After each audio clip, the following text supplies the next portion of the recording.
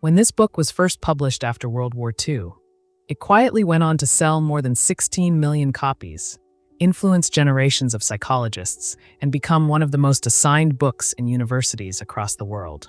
It has been recommended by leaders, thinkers, and readers who rarely agree on anything, from entrepreneurs in Silicon Valley to therapists working with trauma survivors.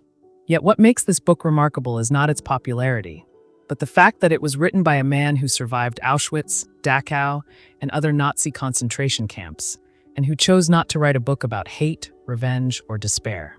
Viktor Frankl wrote this book to answer one question that becomes unavoidable in moments of extreme suffering. When everything is taken from you, when comfort, freedom, and certainty disappear, what is left that still makes life worth living? In this summary, you will learn Frankl's answer, how meaning works as a psychological force, and how his ideas can be applied to ordinary modern life, even when suffering looks very different today. The foundational principle. At the heart of man's search for meaning is a single, unifying idea. Human beings are not primarily driven by pleasure, as Freud believed, or power, as Adler suggested, but by a deep need to find meaning in their lives. Frankl called this the will to meaning, and he believed it was the most powerful motivational force we possess. Through his experiences in concentration camps, Frankl observed something that challenged conventional psychology. Prisoners who lost all sense of purpose, who felt that nothing meaningful awaited them in the future, tended to decline rapidly, both mentally and physically. Meanwhile, those who found even a small reason to keep going, a loved one to reunite with, a task left unfinished, or a belief that their suffering had purpose, were more likely to survive. Frankl argued that meaning is not something we invent through positive thinking or optimism. Meaning is something we discover through responsibility.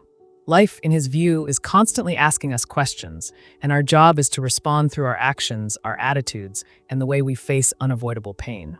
This shift, from asking what we expect from life to asking what life expects from us, forms the foundation of the entire book.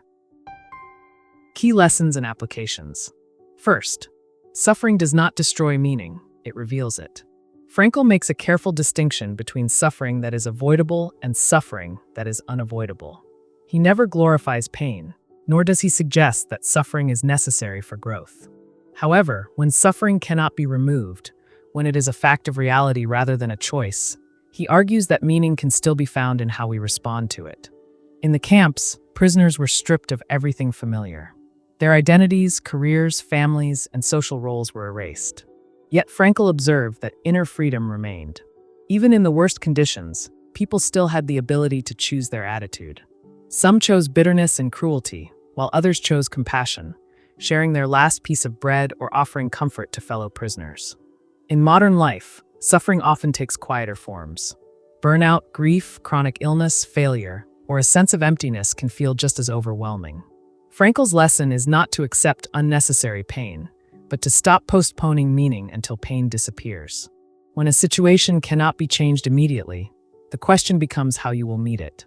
Will it harden you or deepen you? Will it make you smaller or more responsible? Meaning begins the moment you stop asking why this is happening to you and start asking how you will respond to it. Second, meaning comes from responsibility, not happiness. One of the most misunderstood ideas in the book is Frankl's stance on happiness. He does not see happiness as a goal that can be chased directly. Instead, he argues that happiness emerges as a byproduct of meaningful engagement with life. The more someone focuses on being happy, the more elusive happiness becomes.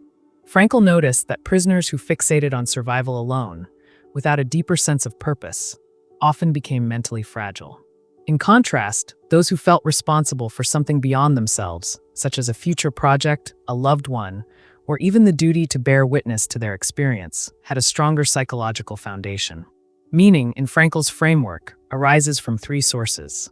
First, through creative work or contributions. Second, through relationships and love. Third, through the attitude we take toward unavoidable suffering.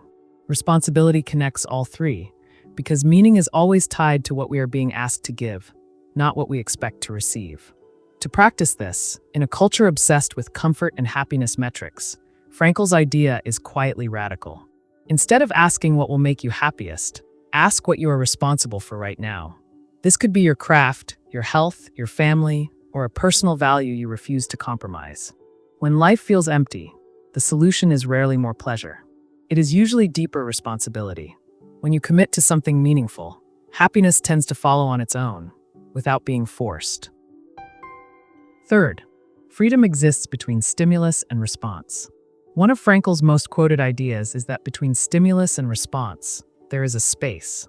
In that space lies our freedom and our power to choose our response. This insight came directly from his camp experiences, where external freedom was almost completely eliminated. Frankl saw that even when people were beaten, humiliated, and dehumanized, they still retained the ability to decide who they would become internally. Some guards were cruel, others showed small acts of kindness. Some prisoners collapsed into despair, others preserved dignity and moral clarity. The same conditions produced radically different inner outcomes. This led Frankl to conclude that while we cannot always control our circumstances, we always retain the final freedom to choose our attitude toward them. This inner freedom defines who we are, far more than any external condition. Modern life constantly triggers us.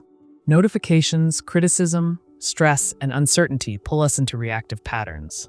Frankl's insight invites a pause. The next time something provokes anger, anxiety, or discouragement, notice the space before you respond. You may not control the situation, but you control whether you react automatically or respond deliberately.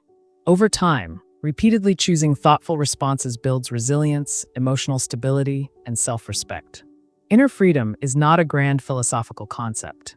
It is practiced in small, daily moments of self-command. Fourth, meaning is personal, not universal. Frankl strongly rejected the idea that there is a single, universal meaning of life that applies to everyone. Instead, he believed that meaning is unique to each person and each moment. What gives one person purpose may feel empty to another. Meaning shifts across seasons of life, shaped by circumstance, responsibility, and personal values. In the camps, meaning varied dramatically. For one prisoner, it was the hope of seeing his spouse again. For another, it was the responsibility to survive in order to teach future generations about what happened. For Frankl himself, meaning was found in refining his psychological ideas and imagining himself lecturing about them after the war. To practice this, many people feel lost because they are searching for a single life purpose that will explain everything. Frankl's perspective offers relief. You do not need one grand answer. You need to listen to what this moment is asking of you. Meaning might look like showing up fully at work, caring for someone in need, or enduring a difficult chapter with integrity. When you stop comparing your sense of purpose to others, meaning becomes clearer, quieter, and far more attainable. Synthesis and critique. Frankl's ideas resonate deeply with many wisdom traditions.